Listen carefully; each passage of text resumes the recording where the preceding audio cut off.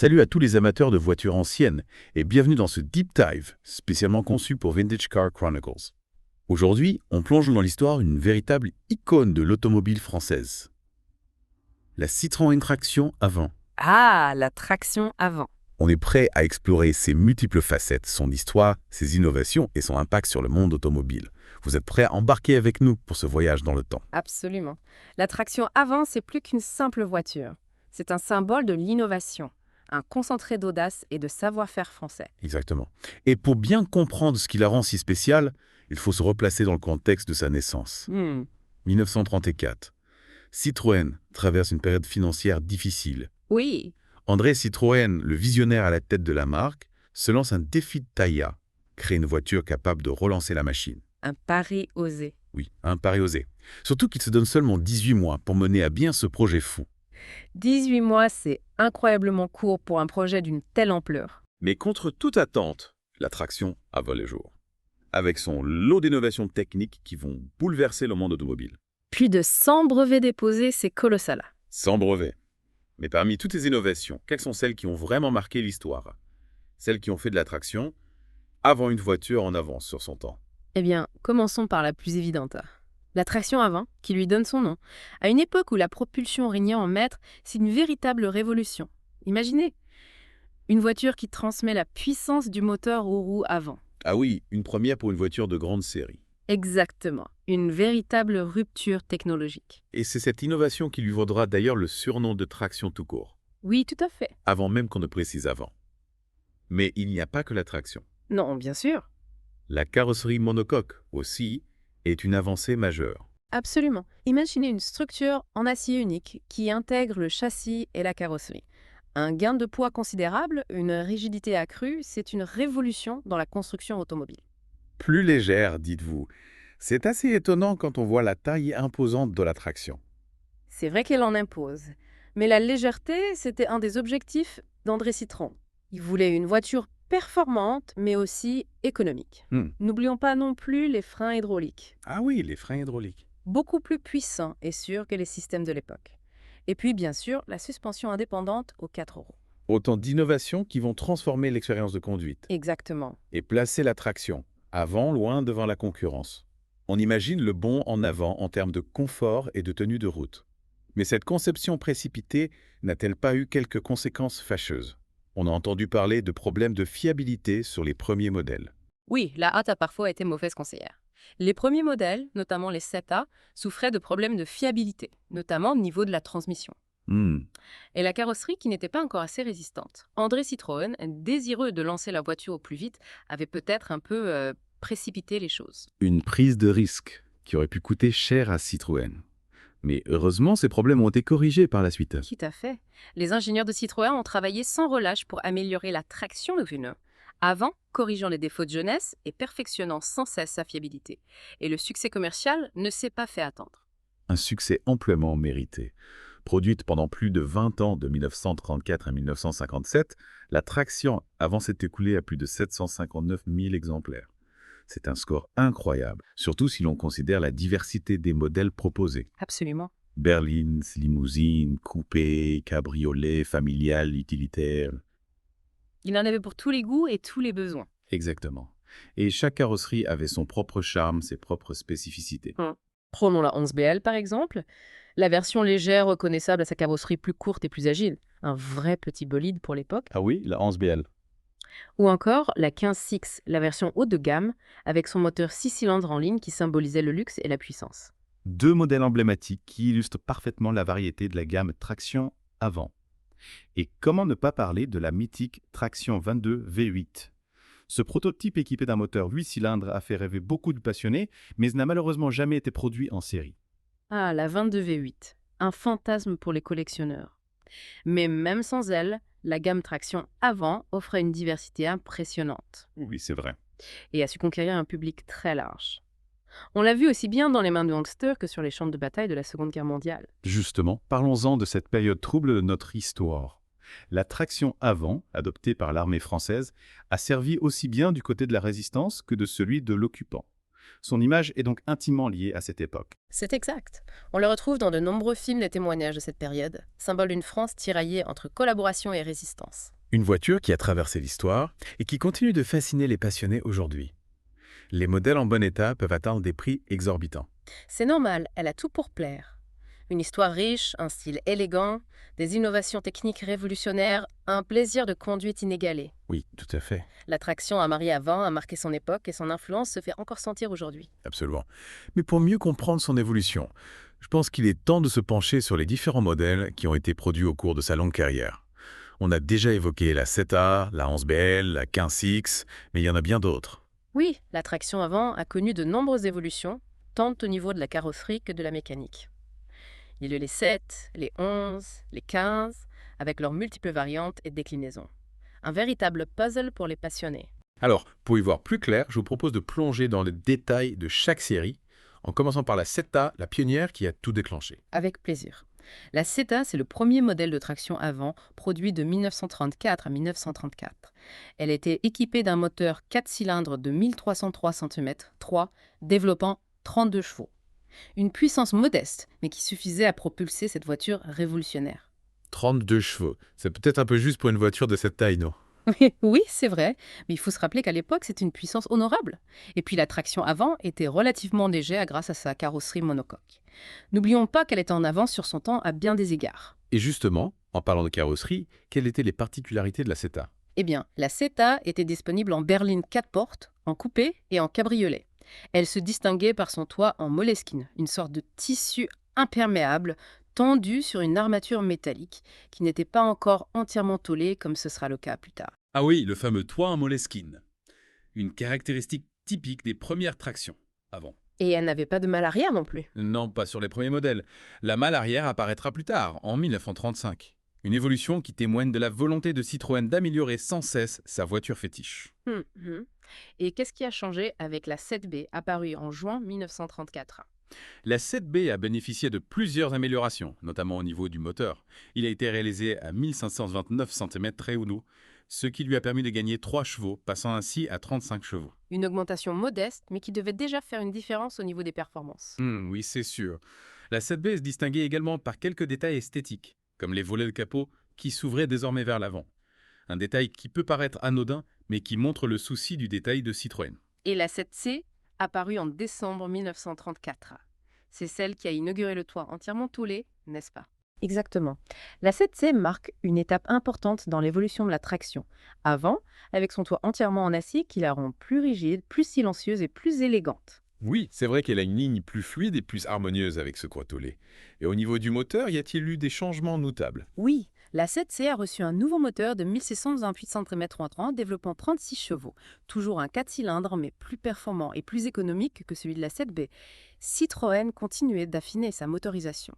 Une évolution constante qui a fait de la traction. Avant une voiture, toujours à la pointe du progrès. Mais la 7C a aussi bénéficié d'autres améliorations au cours de sa carrière, n'est-ce pas? Tout à fait. En 1935, la malle arrière est devenue ouvrante vers l'extérieur, ce qui facilitait le chargement des bagages. Une évolution pratique qui a été très appréciée par les automobilistes de l'époque. Et en 1936, c'est la direction qui a été améliorée, avec l'arrivée de la direction à crémaillère. Oui, une innovation qui a rendu la conduite plus précise et plus agréable. Citroën a vraiment soigné les détails pour faire de la traction, avant une voiture à la hauteur de sa réputation. Et en 1938, la 7C a reçu de nouvelles ailes élargies et de nouvelles roues pilotes à jantes jaunes qui lui ont donné un look plus sportif. Ah oui, et les fameuses roues pilotes, elles sont devenues un symbole de la traction avant et on les retrouve encore aujourd'hui sur de nombreux modèles restaurés. Et en 1939, Citroën a lancé la 7C économique, une version plus sobre et plus économique en carburant, qui a sans doute séduit les automobilistes soucieux de leur budget, surtout en ces temps de guerre imminente. C'est fort possible. La production des 7C a cessé en 1941, après environ 67 000 exemplaires produits. Un beau succès pour un modèle qui n'a été produit que pendant 7 ans. Un succès qui a ouvert la voie à la série de 11, celle qui allait vraiment faire le succès de la traction avant. Mais ça, c'est une autre histoire et on en parlera dans la suite de notre Deep Dive. Exactement. Il nous reste encore beaucoup de choses à découvrir sur la traction avant, et je suis impatient de poursuivre cette exploration avec vous. Alors, on reprend notre exploration de la traction avant. On a bien décortiqué les 7A, 7B, 7C, nés de cette volonté d'innovation. Mais Citroën ne s'arrête pas là. 1934, une nouvelle série voit le jour, destinée à marquer encore plus l'histoire automobile, les tractions 11. Ah, les 11A, souvent présentés comme les modèles phares de la traction avant. Ceux qui ont vraiment popularisé le concept, qui les différencie autant des 7A? Le changement est radical, à commencer par les dimensions. Les 11 sont plus imposantes, plus spacieuses. La carrosserie est allongée, élargie, offrant un confort accru aux passagers et un coffre plus généreux. On est passé dans une autre catégorie. Un changement de gabarit qui devait s'accompagner d'une motorisation plus puissante, j'imagine. Évidemment. Exit le petit 4 cylindres des 7. Les 11 inaugurent un nouveau moteur, toujours à 4 cylindres, mais affichant une cylindrée de 1911 en attraton, un bond en avant significatif. De combien de chevaux parlons-nous? Au départ, le moteur des 11 développait 46 chevaux, mais Citroën, toujours en quête d'amélioration, a fait évoluer ce moteur au fil des années. En 1939, il passe à 56 chevaux et atteint 60 chevaux en 1955. Une belle progression pour l'époque. Citroën a vraiment misé sur l'évolution constante, peaufinant ses modèles au fur et à mesure des avancées techniques. C'est une stratégie qui a porté ses fruits, on le voit bien avec le succès des 11. Oui, c'est une des clés de la réussite de la traction avant. Et comme pour les 7, les 11 ont été déclinés en une multitude de carrosseries. Berline, limousine, coupé, cabriolet familial, utilitaire. Citroën voulait toucher un public le plus large possible, en proposant une traction pour chaque besoin, chaque envie. Une véritable stratégie de conquête. On comprend mieux comment la traction avant a su séduire autant d'automobilistes. Mais au-delà de ces différentes carrosseries, les 11 se sont-elles déclinées en plusieurs versions, comme les 7A. Tout à fait. Il y a eu la 11LL, la 11B, la 11B. Chaque version avait ses propres caractéristiques, ces petits plis qui la distinguaient des autres. Par exemple, la 11LL était la plus légère de la gamme, avec une carrosserie plus courte. La 11BL était un peu plus longue. Et la 11B était la version la plus spacieuse et confortable de toutes. De quoi satisfaire tous les types de conducteurs. C'est fascinant de voir comment Citroën a su s'adapter aux demandes du marché, proposant une gamme aussi diversifiée. Et ces différentes versions des 11 ont été produites pendant combien de temps? La production des 11 a débuté en 1934, en même temps que les 7. Et s'est achevée en 1957, c'est donc le modèle de traction, avant, qui a connu la plus longue carrière. Et sans doute aussi le plus gros succès commercial. Si j'en crois les chiffres de production qu'on a évoqués plus tôt. Absolument. Les 11 ont été un véritable triomphe pour Citroën, avec plus de 600 000 exemplaires produits. C'est un chiffre colossal qui témoigne de l'engouement du public pour ce modèle. Une réussite impressionnante qui a durablement marqué l'histoire de Citroën. Mais il nous reste encore un modèle à explorer. La 15Six, la version luxueuse de la traction avant. Ah oui, la 15Six, une voiture à part, qui incarne le raffinement et la performance à la française.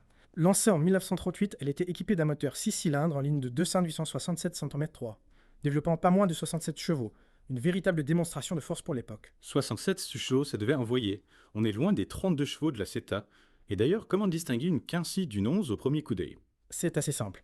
La 15Six se reconnaissait à son capot allongé, nécessaire pour loger l'imposant moteur 6 cylindres.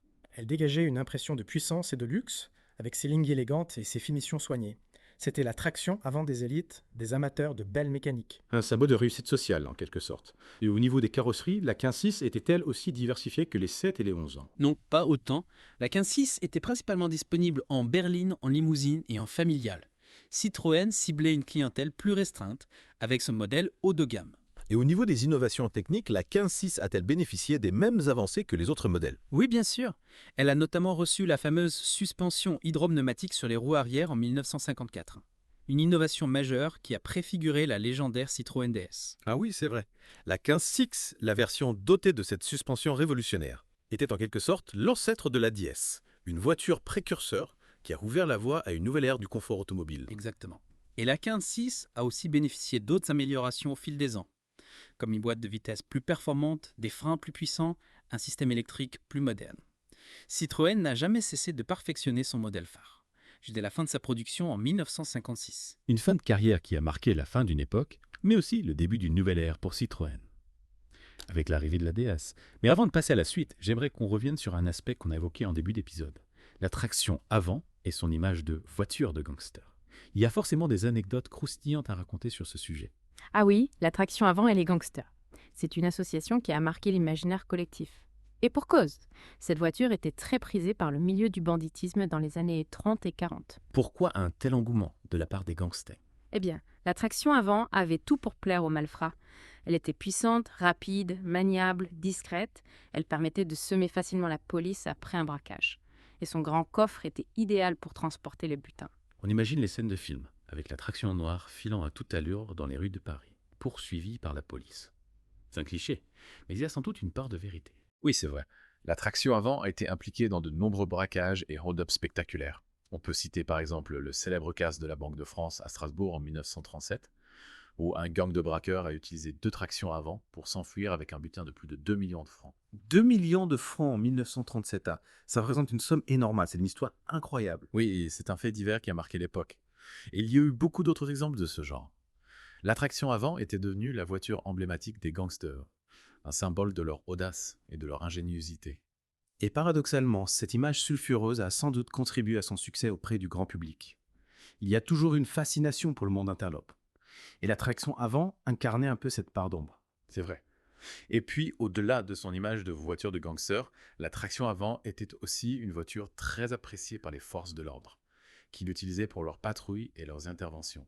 Une voiture qui a donc servi les deux camps. C'est assez ironique finalement. Oui, c'est un paradoxe qui reflète bien la complexité de cette époque. Mais au-delà de ces anecdotes croustillantes, la traction avant était avant tout une voiture révolutionnaire, qui a marqué l'histoire de l'automobile par ses innovations techniques et son style avant-gardiste. Absolument. On a déjà évoqué la traction avant, la carrosserie monocoque, les freins hydrauliques, mais il y a encore beaucoup à dire sur ces innovations qui ont fait de la traction. Avant une voiture en avance sur son temps. Oui, on pourrait passer des heures à détailler les prouesses techniques de cette voiture, mais je pense qu'il est temps de passer à un autre aspect fascinant de la traction avant, la carrière en compétition. Ah oui, la traction avant en compétition. C'est un sujet que j'ai hâte d'aborder. On sait qu'elle a participé à de nombreuses courses et rallyes, mais quels ont été ses principaux faits d'armes? A-t-elle remporté des victoires prestigieuses? Oui, absolument. La traction avant a brillé sur tous les terrains, aussi bien en rallye qu'en circuit. Elle a notamment remporté le rallye de Monte-Carlo en 1939, avec l'équipage français Jean Trevoux et Marcel Le Surc. Une victoire qui a démontré les qualités routières exceptionnelles de la traction avant, et qui a fait la fierté de Citroën. Le rallye de Monte-Carlo, c'est une épreuve mythique. C'est une victoire qui a dû faire grand bruit à l'époque. Et la traction avant a-t-elle remporté d'autres rallyes importants? Oui, bien sûr. Elle a notamment triomphé au rallye de Pologne en 1938, 1955 et 1956. Au rallye Lyon-Charbonnières à 3 reprises consécutives entre 1950 et 1952. Et au rallye Viking suédois en 1950 et 1852. Elle a également obtenu de bons résultats sur circuit, notamment aux 24 heures du Mans et aux 12 heures de Paris. On voit que la traction avant était une voiture très performante, malgré son âge et sa conception qui pouvait paraître un peu dépassée à la fin de sa carrière. Comment expliquer de tels résultats en compétition? Il y a plusieurs facteurs qui expliquent les succès de la traction avant en compétition. Tout d'abord, sa traction avant lui offrait une meilleure adhérence et une meilleure motricité que les voitures à propulsion, surtout sur les terrains glissants. Ensuite, sa suspension indépendante aux 4 roues lui assurait une tenue de route exceptionnelle, lui permettant de négocier les virages à haute vitesse sans brancher. Et enfin, son moteur, bien que pas très puissant, était robuste et fiable, ce qui était essentiel pour endurer les épreuves les plus exigeantes. On comprend mieux pourquoi la traction avant était si redoutable à rallye. Sa tenue de route et sa robustesse en ont fait une véritable bête de course. Oui, c'est vrai. Et puis, il ne faut pas oublier le talent des pilotes, qui ont su exploiter au mieux les qualités de la traction avant. Et ils ont contribué à forger la légende de cette voiture en compétition. Une légende qui s'est construite au fil des années, grâce aux innovations techniques de Citroën, mais aussi grâce à l'audace et au savoir-faire des pilotes qui ont cru en cette voiture. Exactement. La traction avant a prouvé que la traction avant pouvait être aussi performante que la propulsion. Et elle a ouvert la voie à une nouvelle ère de la compétition automobile. C'est une voiture qui a vraiment marqué l'histoire et qui continue de fasciner les passionnés d'automobile du monde entier. Absolument.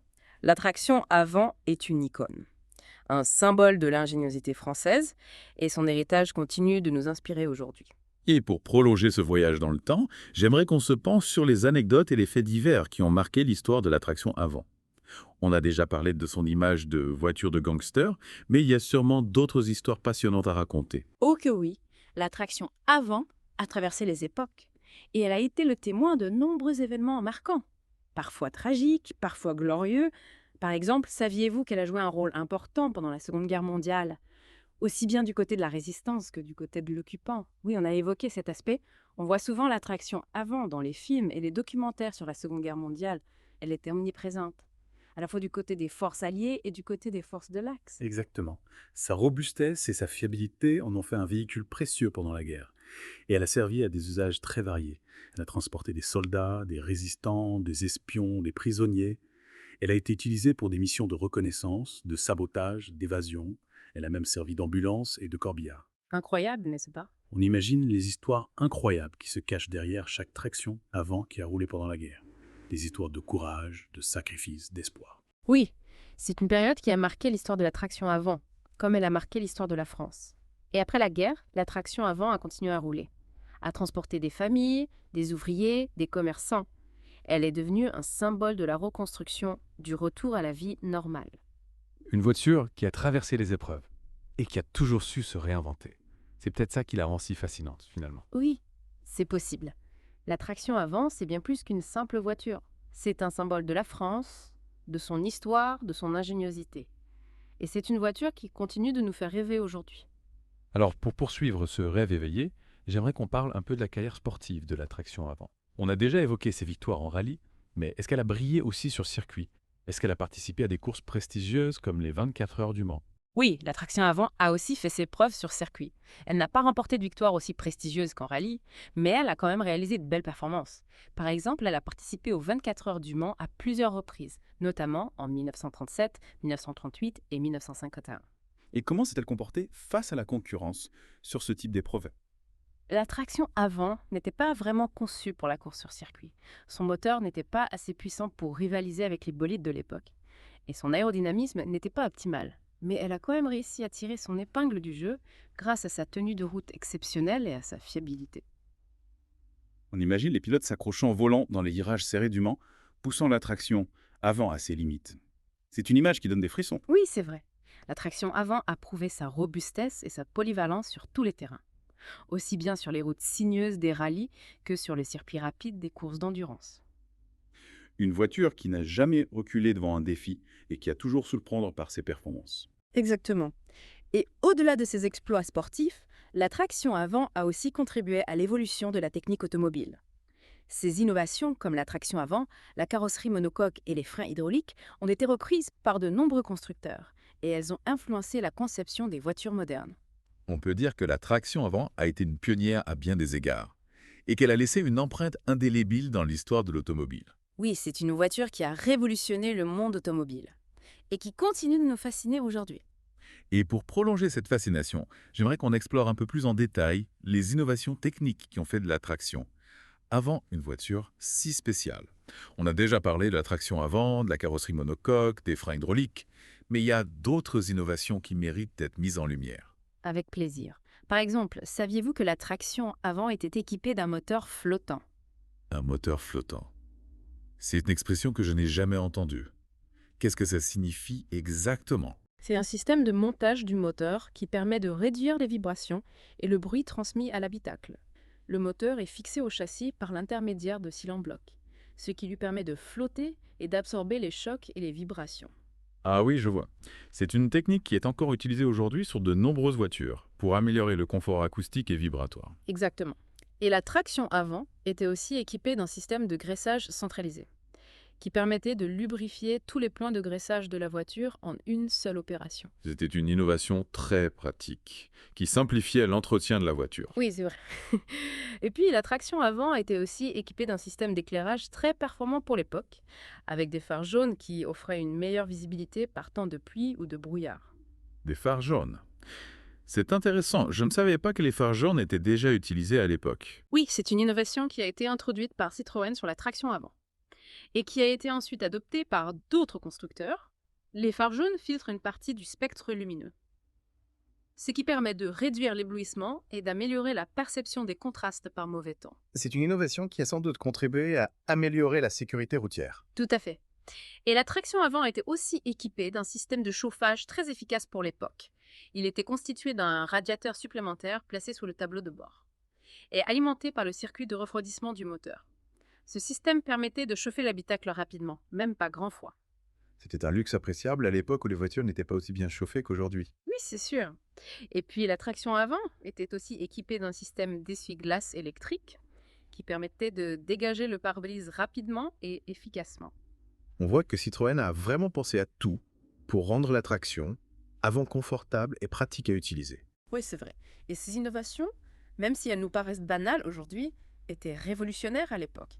Elles ont contribué à faire de la traction avant une voiture en avance sur son temps, et elles ont influencé la conception des voitures modernes. C'est une voiture qui a marqué l'histoire et qui continue de nous fasciner par son ingéniosité et son élégance. Absolument. La traction avant, c'est bien plus qu'une simple voiture. C'est un symbole de l'innovation, du savoir-faire français. Et c'est une voiture qui continuera à nous faire rêver pendant encore de nombreuses années.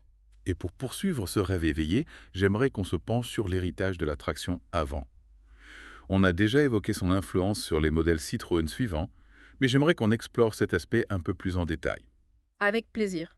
La traction avant a eu une influence considérable sur l'histoire de Citroën et elle a inspiré de nombreux modèles qui ont suivi, comme la DS, la CX, la GS. Par exemple, qu'est-ce que la DS a hérité de la traction avant? La DS a repris de nombreux éléments de la traction avant, notamment la traction avant, la suspension hydropneumatique et l'architecture générale de la voiture. Mais l'ADS est allée encore plus loin que la traction avant, en termes d'innovation et d'audace. Elle a introduit de nouvelles technologies révolutionnaires, comme la direction assistée, les freins à disque et le design aérodynamique. On peut dire que la DS était la digne héritière de la traction avant, en quelque sorte. Oui, c'est vrai. L'ADS a repris le flambeau de la traction avant et elle a continué à porter haut les couleurs de l'innovation française. Et la CX, qu'est-ce qu'elle a hérité de la traction avant? La CX a repris la traction avant de la traction avant, ainsi que son architecture générale. Mais elle a aussi innové en introduisant un design encore plus aérodynamique, un tableau de bord futuriste et un système de suspension hydropneumatique encore plus sophistiqué. La CX était une voiture très avant-gardiste pour son époque. Et elle a marqué les esprits par son style et ses performances. Oui, c'est vrai. Et la GS, qu'est-ce qu'elle a hérité de la traction avant? La GS était une voiture plus petite et plus accessible que la DS et la CX. Mais elle a quand même repris certains éléments de la traction avant, comme la traction avant et la suspension hydropneumatique. Exactement. Et on peut dire que l'influence de la traction avant s'est étendue à tous les modèles Citroën qui ont suivi, jusqu'à nos jours. Oui. C'est une voiture qui a vraiment marqué l'ADN de Citroën et qui a contribué à la réputation de marque en matière d'innovation et d'audace. Oui, c'est vrai. La traction avant a été une pionnière et elle a ouvert la voie à une nouvelle ère de l'automobile. Et son héritage ne se limite pas à la Citroën. La traction avant a aussi influencé d'autres constructeurs automobiles, français et étrangers. Tout à fait.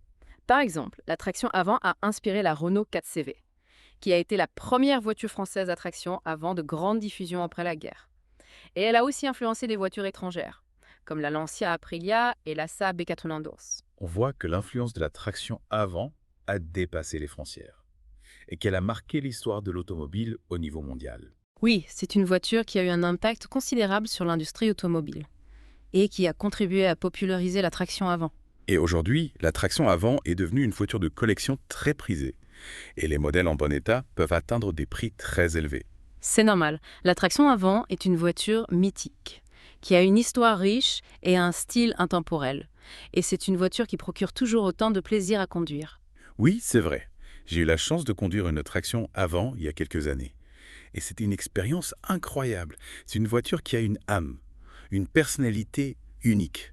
On a l'impression de remonter le temps quand on est au volant d'une traction avant. Je comprends tout à fait. La traction avant, c'est une voiture qui transcende les époques. Elle est à la fois un symbole du passé et une source d'inspiration pour le futur. Eh bien, chers auditeurs de Vintage Car Chronicles, notre deep dive sur la Citroën traction avant touche à sa fin. J'espère que ce voyage dans le temps vous a plu et que vous avez appris des choses sur cette voiture extraordinaire. Moi aussi, j'ai pris beaucoup de plaisir à partager ma passion pour la traction avant. Et n'oubliez pas, Vintage Car Chronicles, c'est tous les jours. Alors rendez-vous demain pour une nouvelle exploration automobile. D'ici là, bonne route à tous, ça!